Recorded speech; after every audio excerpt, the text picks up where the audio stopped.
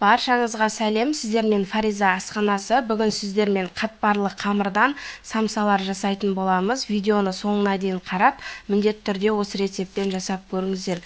Өте дәмді болып шығады және қатпарлы қамырлары асқазанға батпайтын, өте жұмсақ, өте дәмді болып шығады. Ең алдымен менің каналыма тіркелмеген болсаңыз, осы видеоның астында подписаться деген кнопканы басып, міндетті түрде каналға жазылып алыңыз. Ең алдымен қамырын жасап аламыз. Електен өткізілген ұнымызға салқын тұзды су құямыз және де кішкене май қосып, орташа жұмсақтықта қамыр илейміз.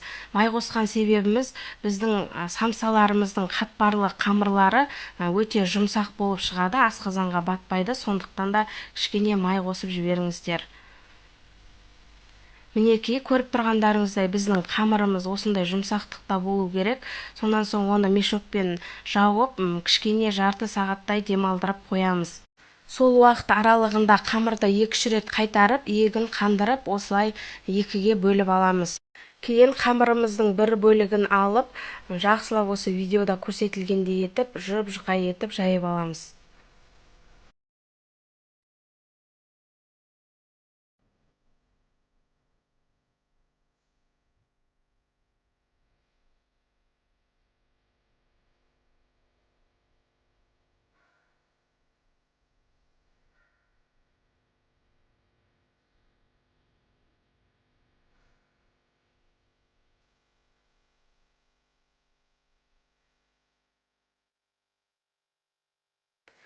Мінекей, көріп тұрғандарыңыздай қамырымызды өте жұп-жұқа етіп жайып алдық. Енді кішкене ұн сеуіп, бұл қамырымызды жинап, екінші қамырымызды жайып аламын дегенше қоя тұрамыз. Сонан соң қамырымыздың екінші бөлігін де дәл сол бірінші қамырды жайғанда етіп, жұп-жұқа етіп жайып аламыз.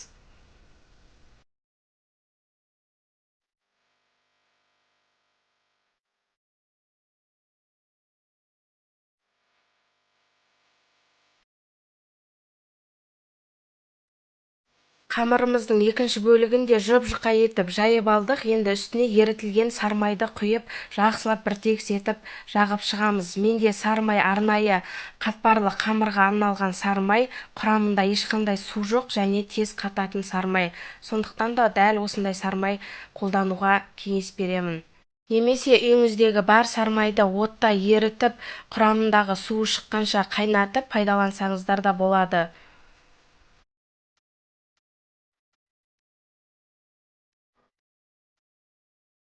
Қамырға майымызды бір тегіс етіп жайып алдық. Енді бағана алып қойған қамырымызды үстіне беттестіріп, толықтай жауып шығамыз. Сонан соң екінші қамырдың үстіне де дәл солай бірінші қамырға жаққандай май жағып шығамыз.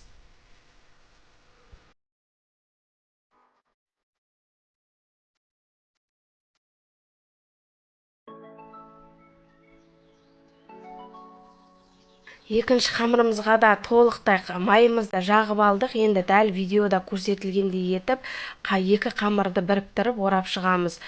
Тығыз ғып ораймыз, ортасында ауа қалып кетпесін. Дайын болған қамырымызды дәл видеодағыдай етіп орап, мешокқа салып, 10-15 минутқа демалдырып қоямыз.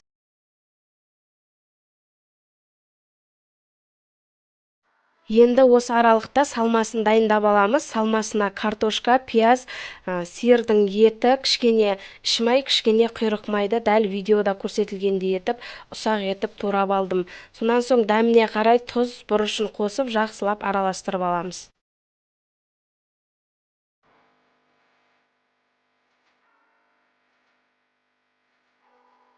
Мінекей, жақсылап араластырып алдық. Осымен біздің салмамыз дайын.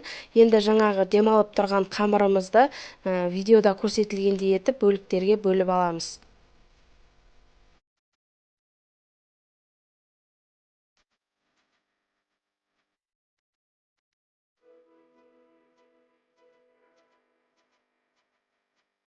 Көріп тұрғандарыңыздай қамырымыздың қатпары көп, өте жақсы болып шықты. Екі қамырды беттестіріп жайғандықтан осындай қатпары көп, өте әдемі самсалар шығады.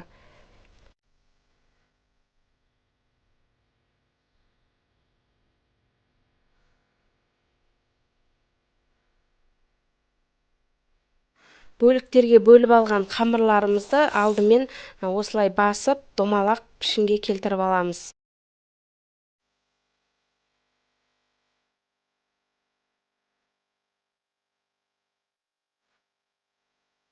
Сонан соң қамырымызды оқтаудың көмегімен дәл видеода көрсетілгендей етіп жайып аламыз. Орташа қалыңдықта жаямыз, өте жұқа етіп жібермейміз.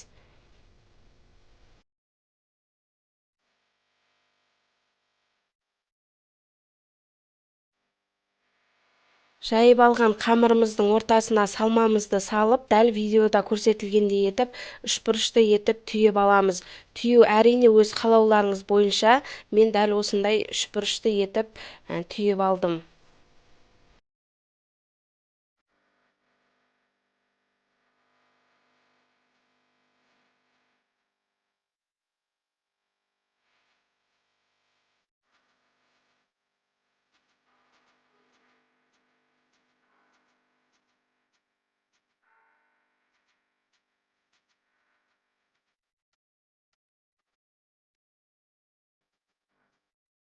Бөліктерге бөліп алған қамырымыздың барлығын осылайша түйіп шығамыз.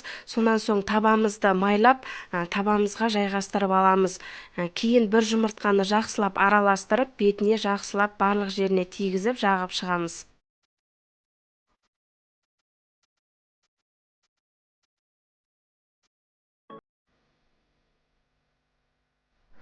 Жұмыртқамызды бір тегіс етіп жағып болған соң, өз қалауларыңыз бойынша күнжіт сеуіп шықсаңыздар болады. 200 градус қызып тұрған пеште 25-30 минуттай пісіріп аламыз.